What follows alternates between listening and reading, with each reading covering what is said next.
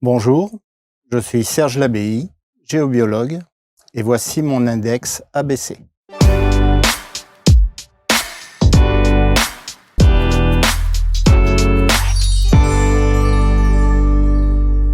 Se sentir bien à la maison, être en harmonie avec son intérieur, avec son extérieur aussi, et puis voilà, dans ce petit cocon familial que vous avez peut-être envie de construire, de mettre en place, et tous ces questionnements quand parfois, évidemment, on se demande si le lieu que l'on choisit est conforme à ce que l'on ressent, mais en tout cas, si ces énergies que génère cet endroit eh bien, correspondent à véritablement ce que nous sommes et ce que nous attendons. Et bien, pour ça, il y a un géobiologue qui est là et qui est installé sur le canapé. Il s'appelle Serge Labey. Bonjour Serge.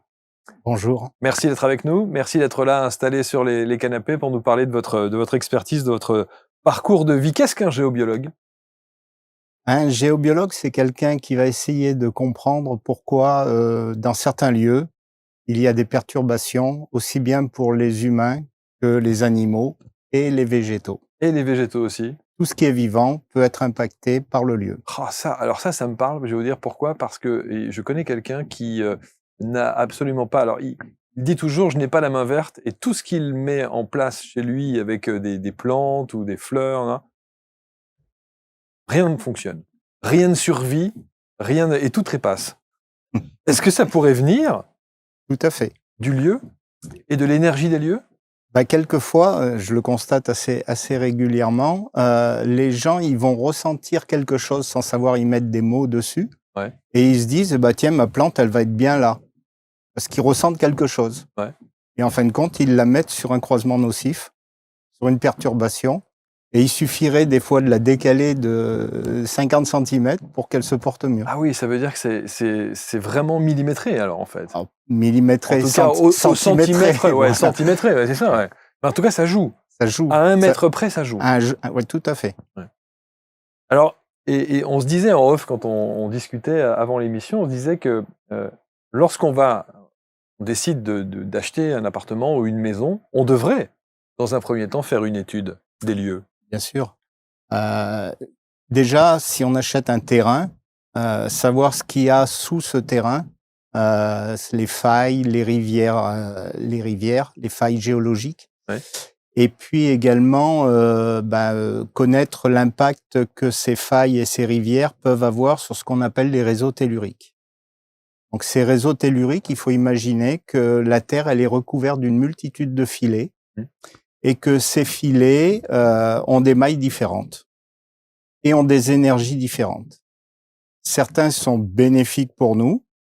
On va en retrouver, entre autres, des mailles de ces filets dans certains lieux, comme des églises, des cathédrales, mais Mmh. pas seulement, Mmh. heureusement. Et puis, la maille peut être très variable. Ça peut aller de 500 kilomètres par 500 kilomètres à quelques mètres. Par exemple, pour les réseaux les plus nocifs pour le vivant, enfin pour nous, pour l'humain et pour une grande majorité d'animaux, je reviendrai après, Mmh. c'est 2 mètres par 2,50 m ou 4 mètres par 8. D'accord. Donc on entend parler de réseau Hartmann, de réseau Curie. Exact. Voilà. Donc c'est ceux-là qui sont les plus perturbants pour nous. Et ils sont perturbants parce que ils émettent une vibration qui est plus basse que la nôtre. Si on les mesure, on va trouver ces points-là avec une vibration basse. Et donc, si on vient à séjourner sur ces points de croisement, parce que c'est bien le croisement le plus perturbant, eh ben, ça va nous affecter, ça va affecter notre vibration. Et quand vous dites ça va affecter, ça peut quoi? Ça peut même créer des maladies? Ça peut aller jusqu'à créer des maladies. Alors, c'est pas si on est sur un croisement, hein. Ouais. Un seul, ça va. Peut-être que si votre fauteuil de bureau ou si votre lit, il est sur un croisement, peut-être que la nuit sera moins bonne. Peut-être que vous aurez des douleurs au réveil.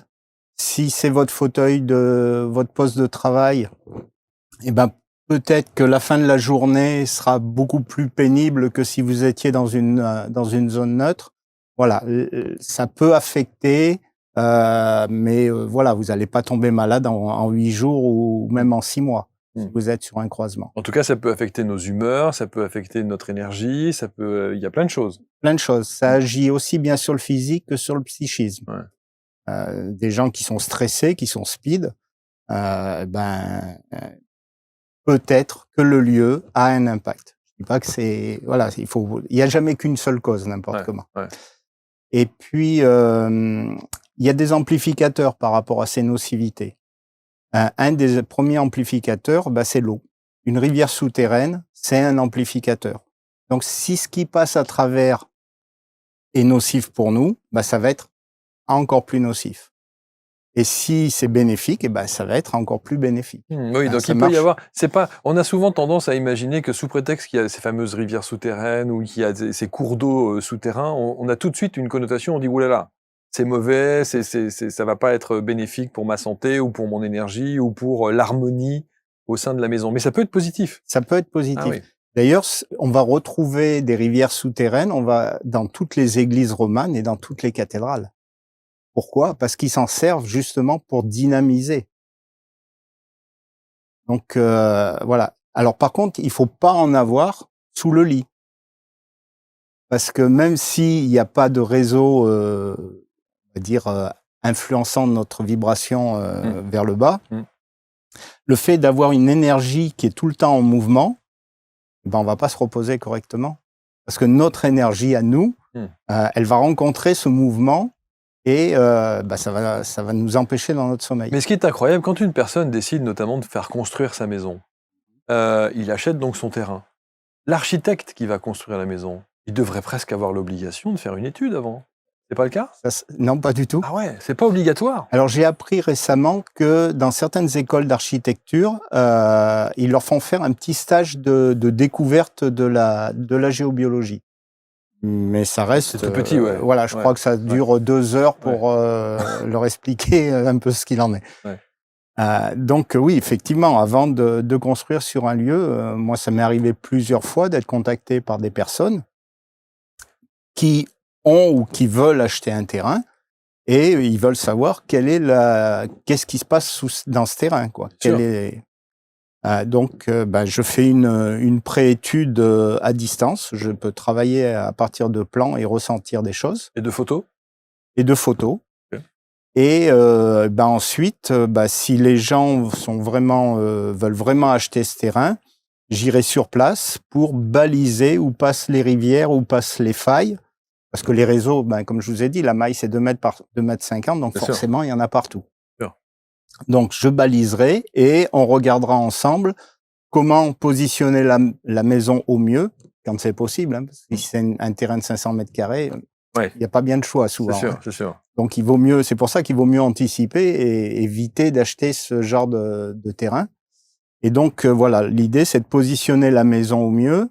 Après, pour ce qui est des orientations, les architectes, aujourd'hui, ils savent positionner. Il y a des tas de logiciels qui permettent de positionner au mieux pour avoir le meilleur ensoleillement, etc., en fonction de l'environnement, parce que toutes les montagnes qu'il y a autour vont aussi avoir un impact là-dessus. Donc, des fois, c'est pas plein sud, c'est orienté sud-est ou sud-ouest. Vous parlez de votre région, qui est la région grenobloise, avec les montagnes. À Paris, ça va être très limité. Ça va être très limité. Mais des fois, un immeuble... Oui, un immeuble, ça peut. Un immeuble, ça peut venir perturber, faire que si on l'oriente autrement, on aura plus de soleil parce que on a quelque chose qui vient nous perturber. Alors, vous parliez aussi donc des animaux. Ouais. Alors, les animaux, comment est-ce que on vous appelle aussi parce que il y a des animaux qui sont dérangés? Je me suis je me suis spécialisé dans le milieu agricole et le milieu agricole est de plus en plus perturbé par ces phénomènes-là. Alors, c'est pas trop ça peut être les réseaux telluriques. Mais aujourd'hui, on se rend compte que l'électricité et l'électromagnétisme, c'est le plus grand impact sur les lieux. Donc, on parle pas nécessairement que des animaux domestiques. Hein. Oui, les animaux en général. En général, ouais. J'ai même travaillé dernièrement sur une héliciculture. Les escargots. Ah, les escargots. Un élevage d'escargots dans le Trièves. 650 mètres carrés de terrain. Et depuis 3 ans, ils avaient une baisse de production chaque année un peu plus importante.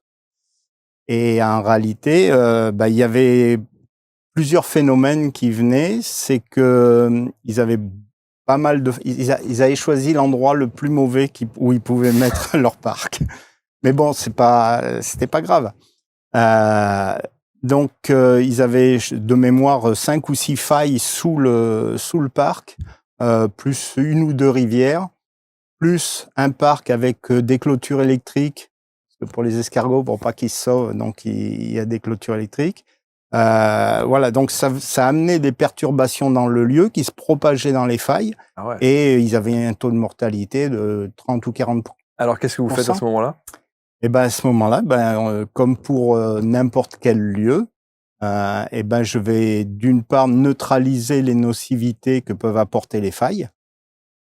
Idem pour les rivières souterraines et le réseau tellurique. Alors, juste sans rentrer dans le détail, et parce que c'est aussi votre expertise et votre savoir-faire, mais comment vous opérez? Ah. Sans Non. donner... J'ai pas de secret, j'adore Voilà, partager. sans donner les secrets, hein, évidemment, mais... Non, il y a pas de secret et j'aime partager, donc il y a aucun souci. Vous savez ce que c'est un menhir? Ouais. Un menhir, pour voilà, ceux qui des fois ne connaîtraient pas, c'est ce qu'on appelle aussi une pierre plantée. Donc c'est une pierre qui va être positionnée à un endroit particulier pour rayonner une énergie, pour neutraliser certaines nocivités. Et certains sont positionnés aussi pour servir de calendrier. Il faut penser que ça remonte à 6000 ans avant nous, entre 4 et 5000 ans avant Jésus-Christ. Et donc, ils ont été vraiment positionnés sur des points très particuliers. Et moi, je travaille de la même façon pour une partie. Je travaille de la même façon, c'est-à-dire que je vais positionner des pierres à certains endroits. Je travaille aussi en géométrie sacrée, donc ce sont des dessins qui ont une énergie, comme là nous avons sous la tasse. Voilà, on a une fleur de vie. Une fleur de vie, elle a une énergie. Et moi, je vais faire certains dessins sur les pierres que je vais positionner correctement sur des nocivités, sur des croisements, et puis ça marche. Waouh. C'est un des outils. Oui, bien sûr. Oui, j'imagine qu'il y a beaucoup d'autres spécificités. Quand, par exemple, vous avez ces cours d'eau souterrains, vous allez donc les détecter. Vous êtes capable de dire à quelle profondeur se trouve le cours d'eau? Bien sûr. Ça se fait. Alors moi, je le fais comme ça. D'autres font autrement. Moi, je le fais avec mon pendule. Avec le pendule directement? Avec le pendule, et je prends mon pendule. Je l'ai toujours sur moi. Que vous avez toujours sur vous. Et vous êtes capable de dire là où on est là? Parce qu'on est à même le sol pour le coup. Je veux dire, il n'y a pas de... Vous êtes capable de dire s'il y a un cours d'eau là? Oui, bien sûr. Ok, allez-y. Donc, je vais demander, est-ce que sous le studio, il y a un cours d'eau? Un cours d'eau, Et mon pendule, il me répond non. Alléluia. Pas de cours d'eau. Donc, il n'y a pas de cours d'eau. Bon, déjà, ça, donc c'est une bonne chose. C'est une bonne chose. C'est une bonne chose. Sachant qu'encore une fois, et moi, j'ai appris une chose avec vous là à l'instant, c'est que le cours d'eau, c'est pas synonyme de négatif. Voilà. Ça peut être aussi positif. Tout dépend ce qui va passer à travers. Ce qui va passer à travers, ok. Par contre, ce qui est en général nocif, surtout en ville et où il y a plein d'antennes et plein de choses, c'est est-ce qu'il y a une faille géologique sous le studio? Non plus. Ça, c'est une bonne chose. C'est une bonne chose aussi, magnifique. Bon, non mais ça c'est vraiment important, et on peut limiter tellement de problèmes. On peut. Quand on a la réponse à ça. Oui, tout à fait. On peut les limiter, voire à certains endroits les annuler, les supprimer complètement. La nocivité qu'ils ont. Alors, je suis obligé de vous poser quand même la question qui fait débat dans notre. Vous voyez où je veux en venir. La fameuse 5G. Bon, est-ce que ça, sans rentrer dans des détails techniques, d'explications, ou sans des... Il y a débat? Bien sûr qu'il y a débat, mais il y a débat n'importe comment avec les ondes électromagnétiques, en général. Est-ce que c'est un danger ou pas? Pour moi, c'est un danger. Ok. Pour moi, c'est un danger, et alors j'ai regardé des chiffres dernièrement, en parlant en global, pas seulement la 5G, parce que la 5G, c'est quelque chose qui vient encore se rajouter. On est sur des fréquences beaucoup plus élevées que la 4G, puisque en 4G, 3G, etc., on est dans des 800, 900 MHz.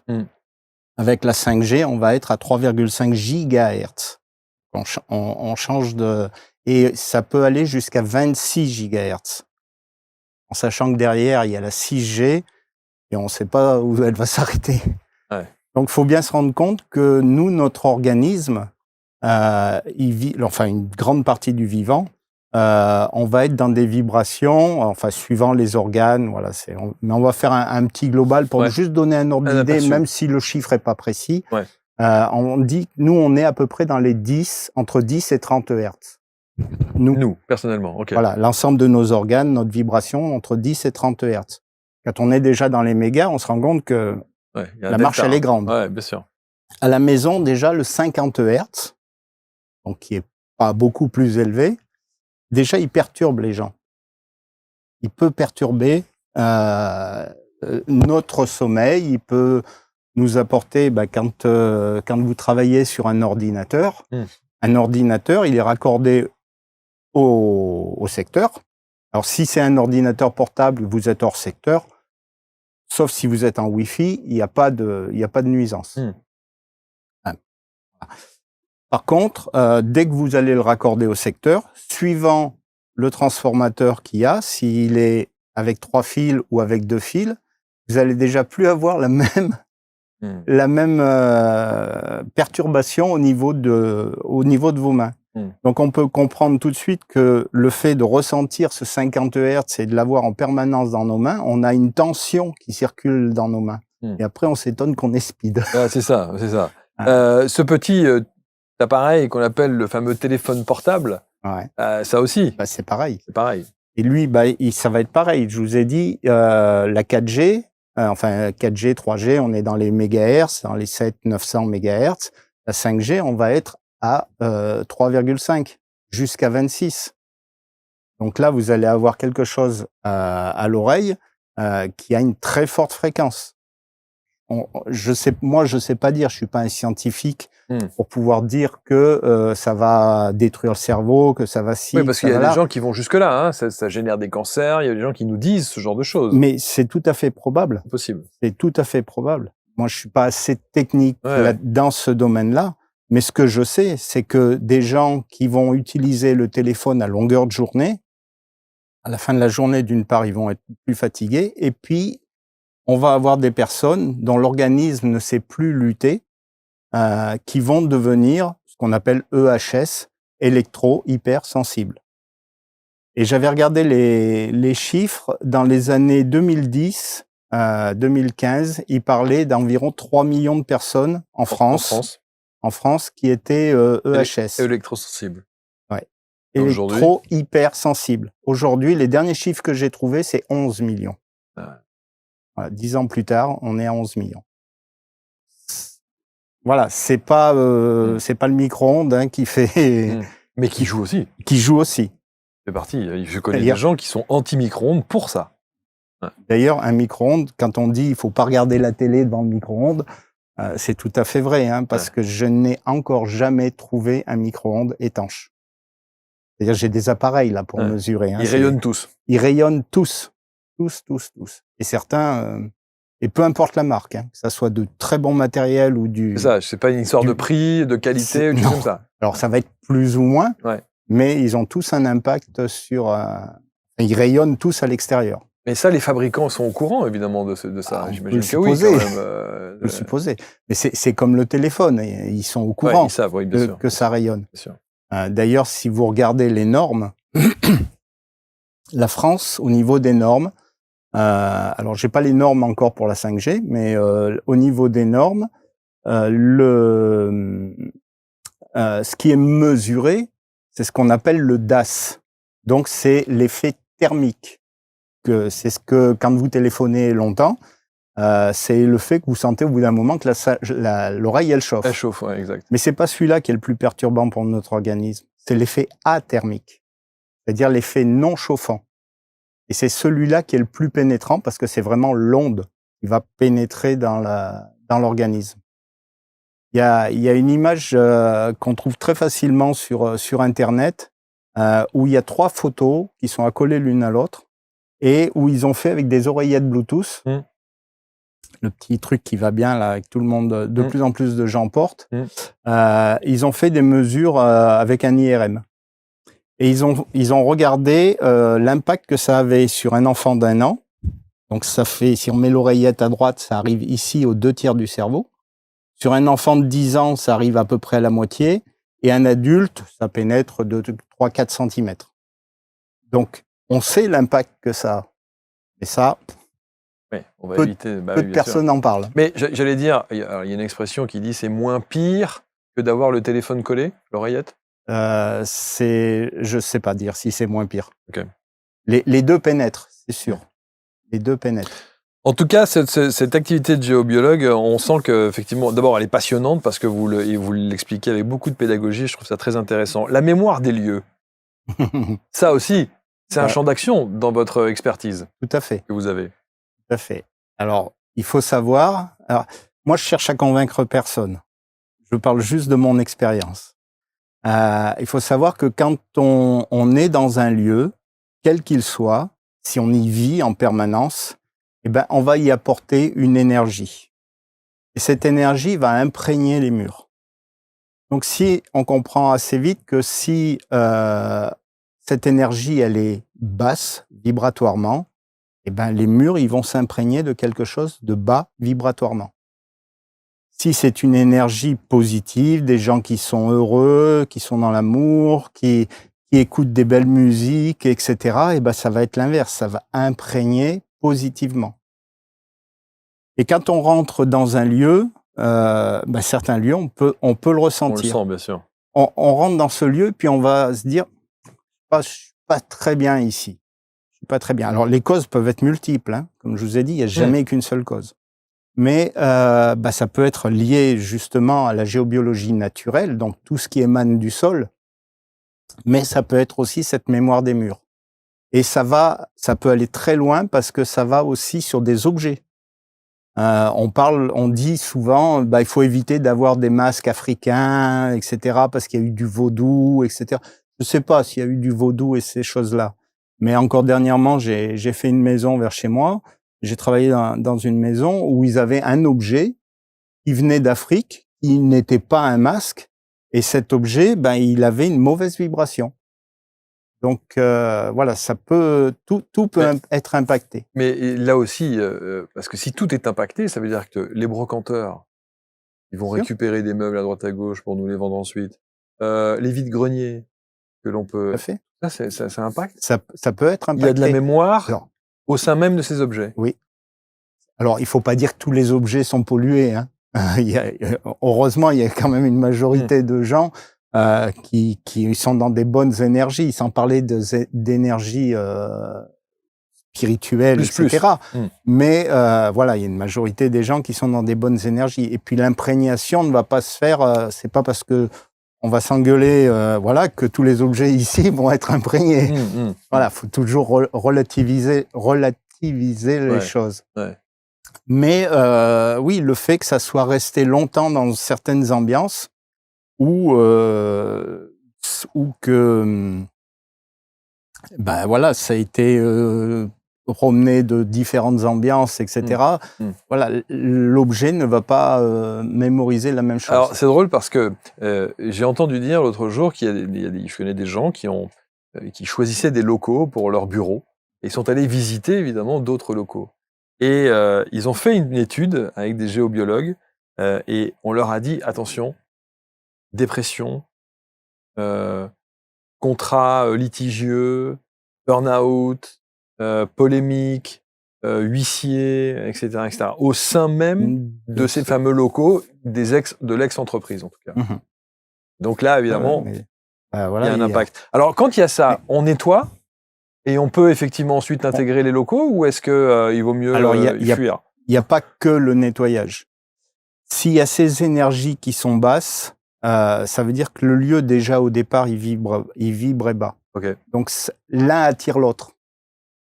Donc il y aura le nettoyage à faire, c'est sûr, mais il y aura aussi une géobiologie naturelle à minima à faire.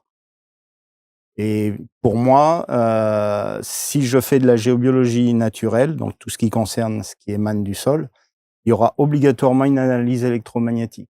Je vais vous donner un petit, je pourrais même vous en donner plusieurs, mais il y en a un que j'aime bien donner. C'est une entreprise, j'avais fait à Paray-le-Monial, donc en Saône-et-Loire. Et cette entreprise, donc, ils étaient dans les locaux, dans la maison du patron. C'est une entreprise qui fait de l'électrique industrielle.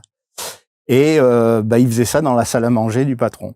Et tout se passait bien, une super équipe, tout allait très bien. Et puis un beau jour, ils ont grossi, ils ont dit, voilà, le patron, il a dit, il faut acheter des locaux. Donc, ils ont acheté des locaux.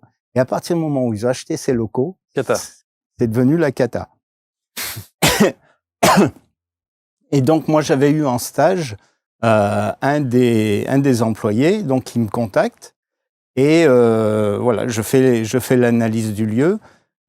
Ou pour dire à quel point le lieu était perturbant, c'est qu'il y avait certains postes de travail où personne voulait aller. Ah ouais. Et d'autres où tout allait bien. D'autres où ça allait mieux. Ouais. Allait mieux. Et même le patron, il restait pas dans son bureau. Ah ouais. Il était pas bien, il prenait son ordi, il allait dans la salle de réunion. Et donc, voilà, j'ai fait une correction. On a fait une analyse électromagnétique du lieu. C'est redevenu serein. Donc, effectivement, on peut régler la Tout à situation. Ouais, c'est ça. C'est pas figé dans le marbre, comme on dit. C'est pas figé dans le marbre. Ouais. Quand on parle de la mémoire des lieux, est-ce qu'on peut aller sur cette dimension spirituelle dans votre approche, qui consiste à dire mémoire des lieux défunts, entités, choses comme ça? Vous faites ça aussi? Ça peut, mais ce qu'on appelle vraiment la mémoire des lieux, c'est l'imprégnation des objets et des murs. Après, c'est ce qu'on appelle des âmes errantes. Hein, c'est pareil, on y croit, on n'y croit pas. Moi, je cherche à convaincre personne. Mais vous y croyez? J'y crois parce que je le vis. Ouais, c'est ça. Je le vis. Mais oui, on peut avoir, donc on est sur cette terre, un corps, et on a une âme.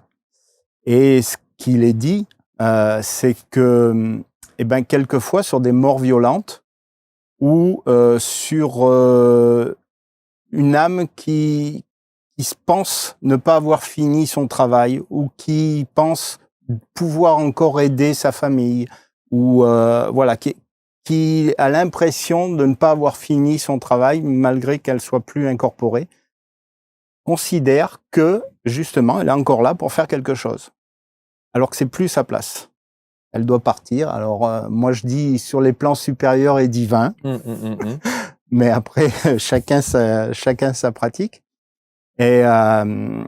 Et à ce moment-là, voilà, faut la faire partir. Alors, est-ce que avant vous nous disiez comment vous intervenez, vous les percevez? Alors, je vais ressentir des choses déjà sur les plans. Il y a des choses que mais ça va être différent d'une âme à l'autre. Et puis après, j'ai mon pendule et je cherche à savoir s'il y en a ou s'il y en a pas. C'est aussi simple que ça. Et après, voilà, après je les fais partir. Et j'aimerais donner un exemple concret que j'ai toujours. Bon, il y en a eu plusieurs autres, mais celui-là, je l'aime bien parce que c'est lié à une enfant. Donc, c'est des gens, c'était dans les débuts où je travaillais en géobio. Donc, mes clients m'appellent, ils avaient des soucis. Voilà, la petite dormait très mal, elle se réveillait très régulièrement et en panique en finissant dans le lit de ses parents. Et eux, ils voulaient savoir si la maison était saine ou pas. Donc, ils avaient fait, c'est une vieille ferme de 1800. Et ils avaient fait, donc ils font appel à moi. Donc moi, je fais mon analyse à distance sur les plans. Et à un moment, je passe ma main à un endroit et je sens mais vraiment comme si on me prenait à la gorge comme ça, comme si on me serrait. Bon, je marque sur le plan, gorge serrée. Je continue ma recherche.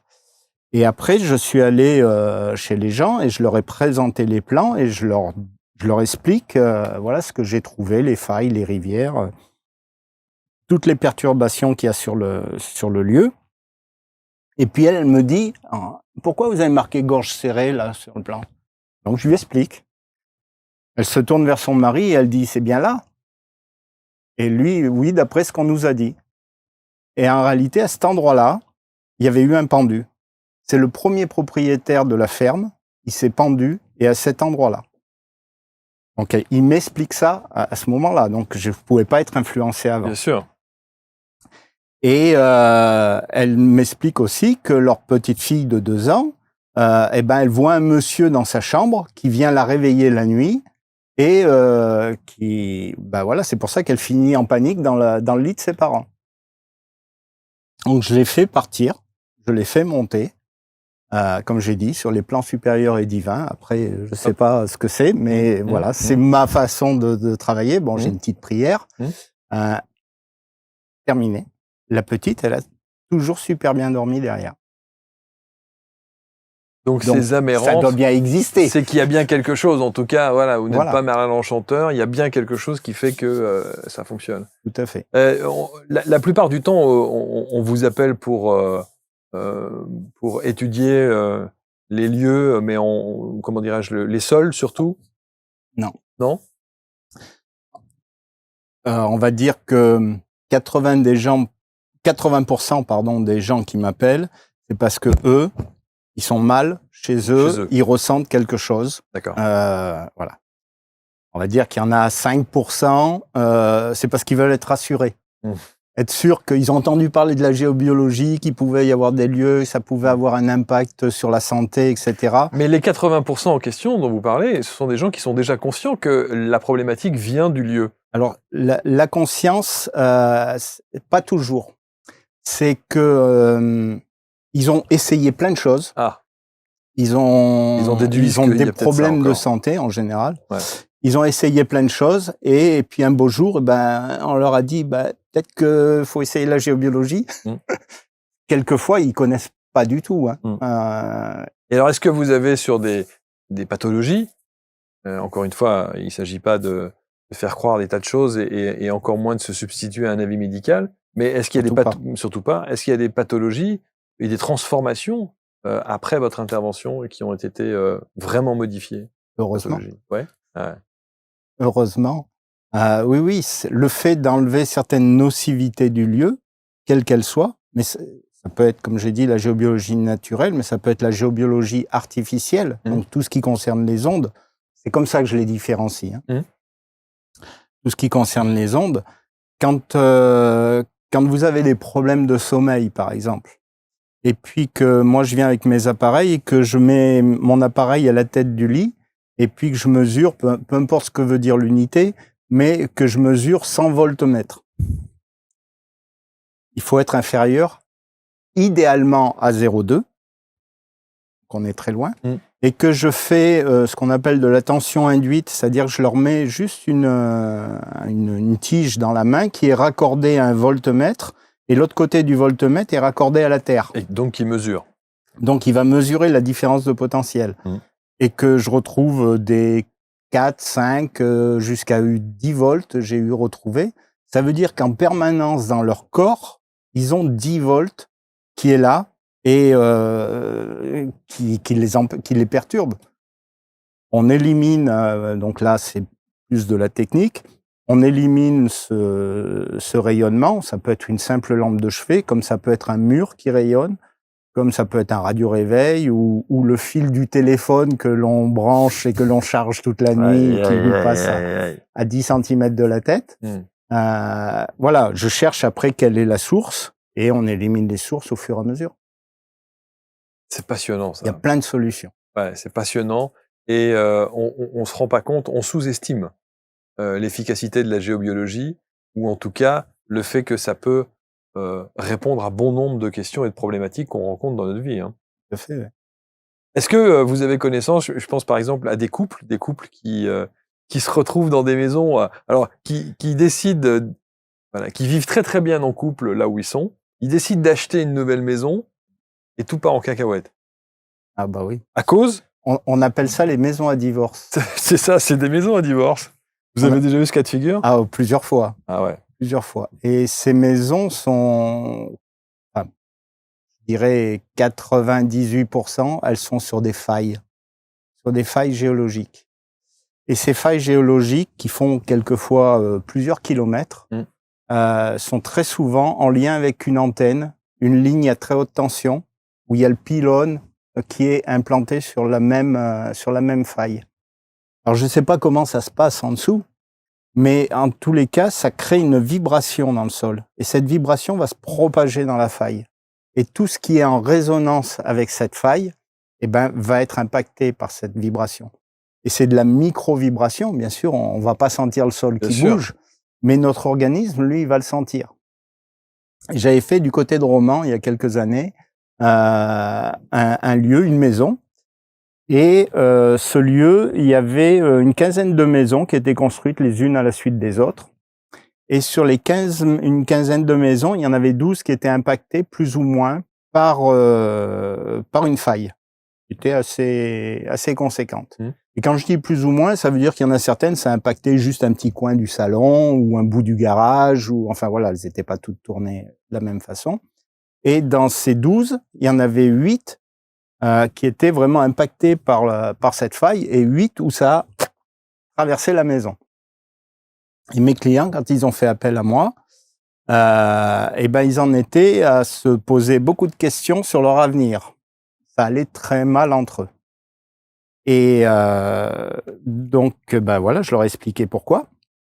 J'ai posé mes correctifs. Et aux dernières nouvelles, ils datent quand même de peut-être 2 ans. Ils sont toujours mais ensemble. 4 ou 5 ans après, ils étaient toujours ensemble. Oh, magnifique. Et les Sauveur autres, de couple. et les, Serge Labey, le sauveur de couple. Le géobiologue sauveur de couple. faut pas. Y a pas que ce que je fais. Non, mais bien sûr. C'est Mais aussi, ça y contribue. ça y contribue. Et sur les 8 autres maisons, il y en avait 5 qui s'étaient déjà vendues pour cause de divorce. Ouais, Donc on voit que il y a quand même des points il y communs. a quand même des points communs entre Ouais. toutes ces maisons. Ouais. Qu'est-ce qui aujourd'hui, vous êtes toujours autant fasciné par ce que vous arrivez à faire et ce que vous permettez Ah dans la vie bah, des gens? alors moi je me positionne pas, si. Mais ce que je veux dire, c'est que je suis heureux de me rendre compte, parce qu'après je fais un suivi moi aussi de Bien mon sûr. travail. Je suis heureux de me rendre compte que les choses évoluent correctement comme ça devrait être.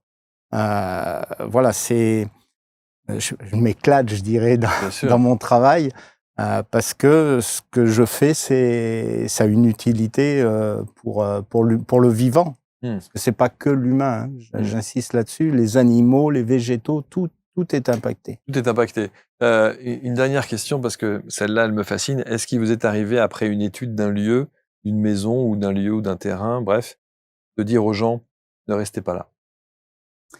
Alors ça ne m'est pas arrivé. Mais par contre, ça m'est arrivé de dire qu'il ne fallait pas acheter. Il ne faut pas acheter cette maison. Ouais. Même si, avec votre intervention, on peut régler le problème. Oui, on peut le régler, mais pas toujours.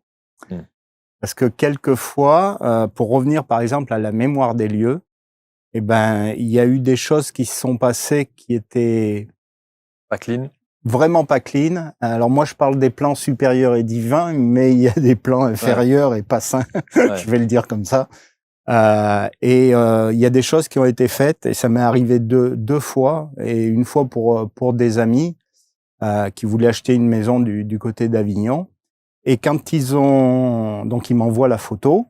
Moi déjà, la photo, quand elle arrive à l'écran, vous avez ressenti? Ah, je ressentais. Ouais. Et rien que le fait de passer ma main comme ça sur l'écran, je suis arrivé à un endroit où j'avais l'impression qu'on m'interdisait d'aller plus loin. Bien sûr, je vais continuer.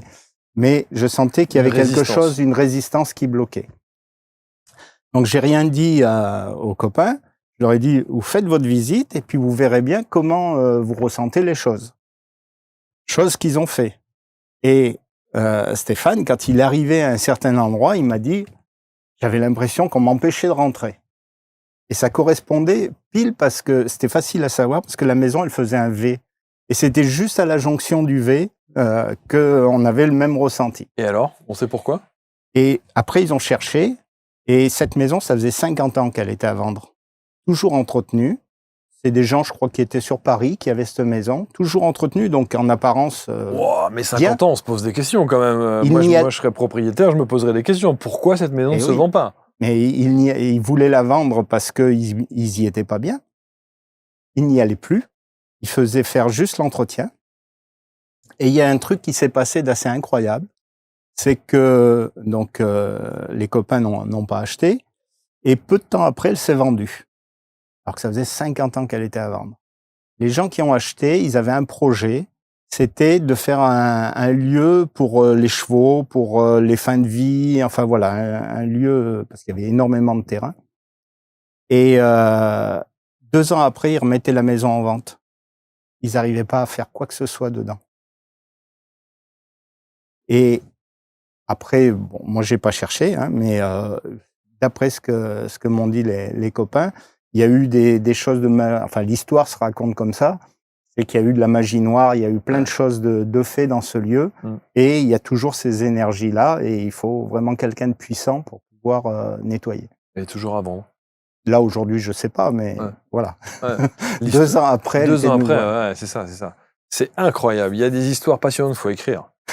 Peut-être un jour. Ah, il faut écrire. Non, mais si, vous devez avoir c'est des films. Enfin, je veux dire, c'est des feuilletons extraordinaires. Merci infiniment. Moi, je vous invite vraiment, et je suis quand même halluciné que les cabinets d'architectes et les écoles d'architectes ne préconisent pas ça avant de commencer à travailler sur des plans de terrain, enfin, je veux dire, c'est la base quand même.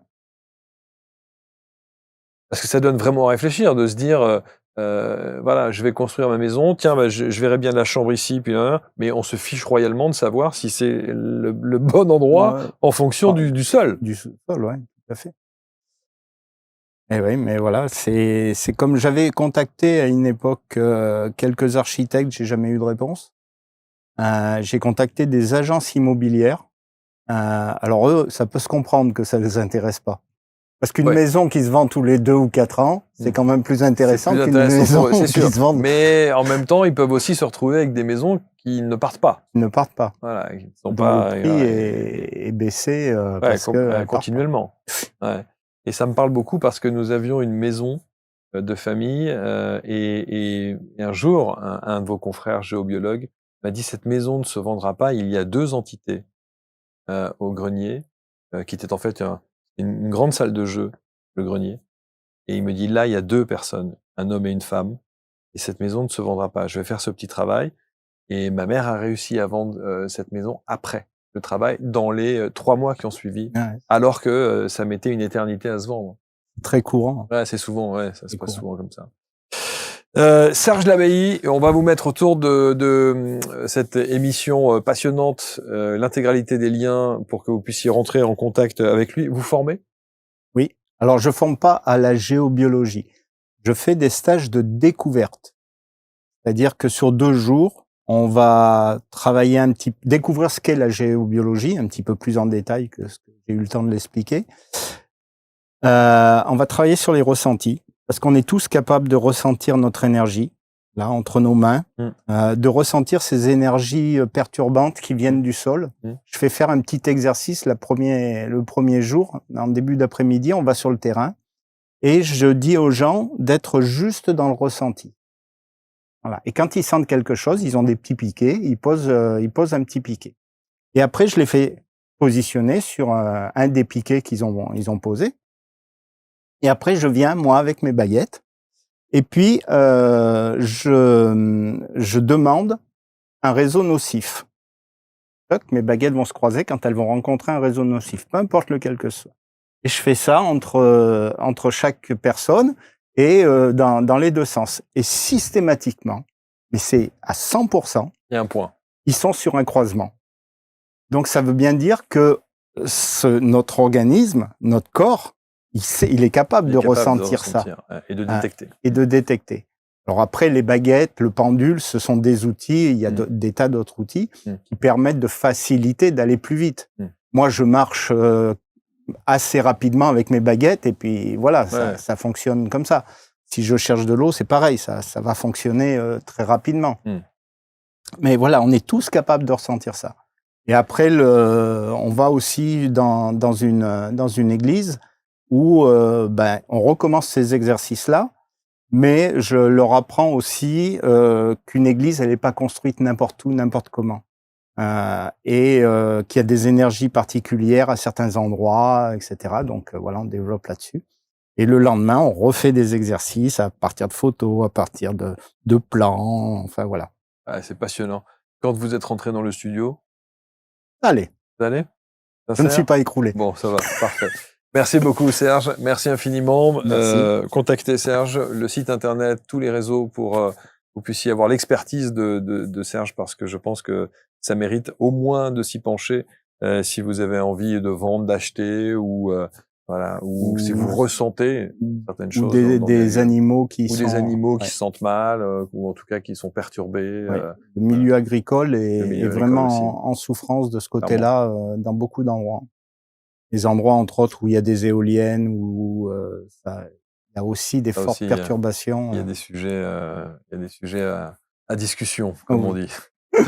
Merci beaucoup. C'est pas une demi-heure qu'il faut. Exactement, exactement. Merci Serge. Bon Merci. retour et merci de votre fidélité. Vous commentez, vous partagez. On se retrouve très vite pour un prochain index. Salut.